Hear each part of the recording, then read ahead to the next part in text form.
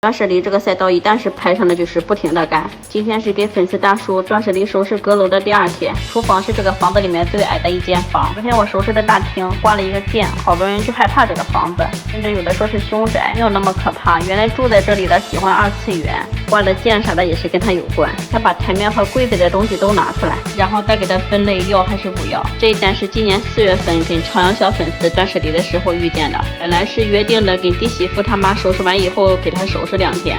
当时老大不是中考嘛，就着急回大连了。我跟大叔说的是可能7月末能回来，要是着急的话就找一个保洁来收拾收拾，他家东西也不多，找他们来可能1天就能干完。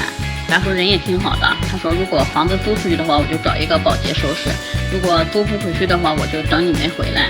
结果我这一拖就拖到8月份，前2天跟大叔一联系他还没收拾呢，所以我就想着赶紧把这个事儿了了，用最快的时间把这个房子给它收拾出来。大叔的要求也不高，就是把屋里的东西清出去就行，卫生也不用收拾，玻璃也不用擦。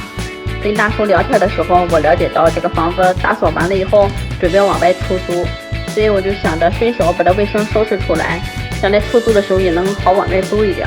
这是一个折叠桌，上面放了一个转盘，还可以放一个大桌面，来人多的时候可以用，但是用不到就给它放到北面这个阳台了。它这个阁楼南北都带一个阳台，还挺得劲的，能放老多东西了。东西虽然是不多，但是这个厨房挺脏的，油烟机墙面都是老油烟，油液都变成黑色的了。要上几个垃圾袋，先从这个最难清理的油烟机开始，排烟筒一摸都沾手，到处都是油乎乎的。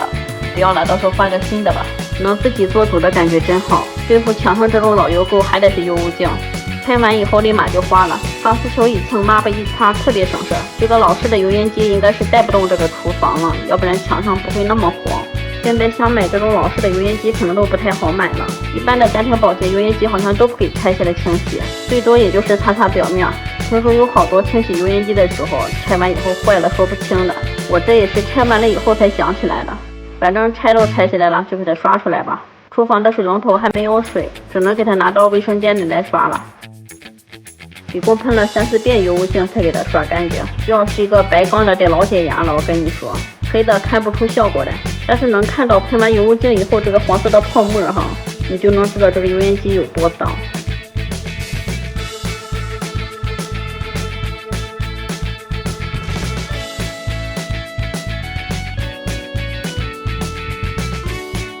它这个油烟机后边还多了一块，而且也都是那种黄色的油垢，油污净是喷上了，但是里边刷不到，找了个条度绑上钢丝球就这么蹭的，真的是想尽各种办法也得给它蹭干净。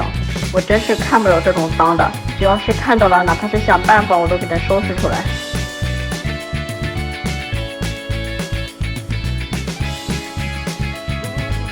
大叔说这个净水器也不要了，我就直接粗鲁的给它剪掉了。这里面满满的一下水，找了半天我也没找到方法把水倒出来。就这个水龙头的水始终是这么小的，有些管试了一下，应该是角阀有问题，出水特别小，旁边的就很大。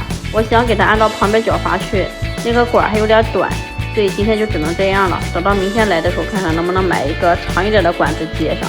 东西都清完了以后就开始分类了，不要的装一堆，能卖的放一堆，把能卖钱的暂时先放到南面这个露天阳台，收拾完了后一起卖。还不知道7楼有没有人愿意上来收呢。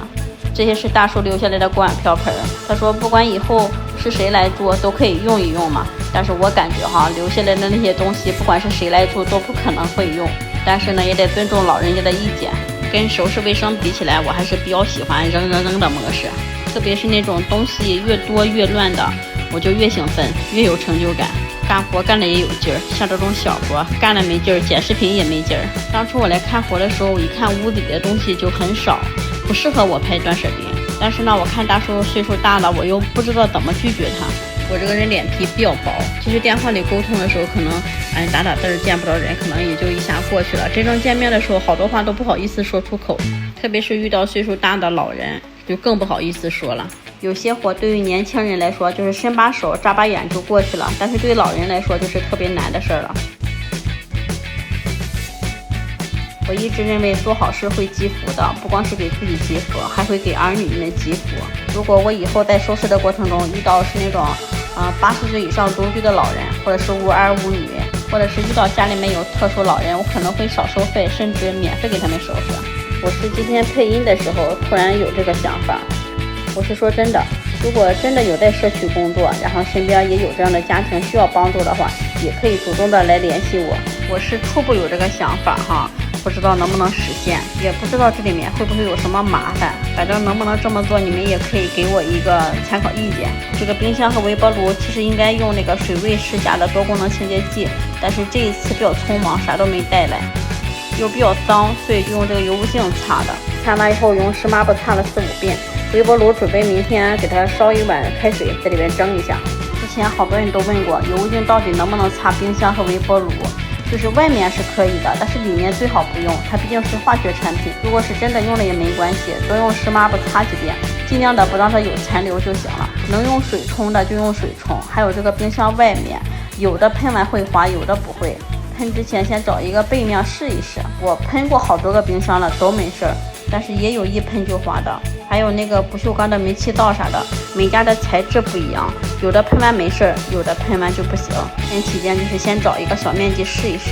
这个油盒里面的也都是老油垢了，底下的我都是用铲子给它铲出来，然后又喷的这个油污净，喷了好几次才给它刷干净。但是刷完的效果挺好的，除了有点沟沟坎坎的地方没够到，其他的都刷的挺干净。擦完地就收工了。从上到下，包括柜子里面都收拾了一遍。餐桌暂时就先不放了。他家厨房挺大的，得有8、9个平方吧，比我俩睡觉的卧室都大。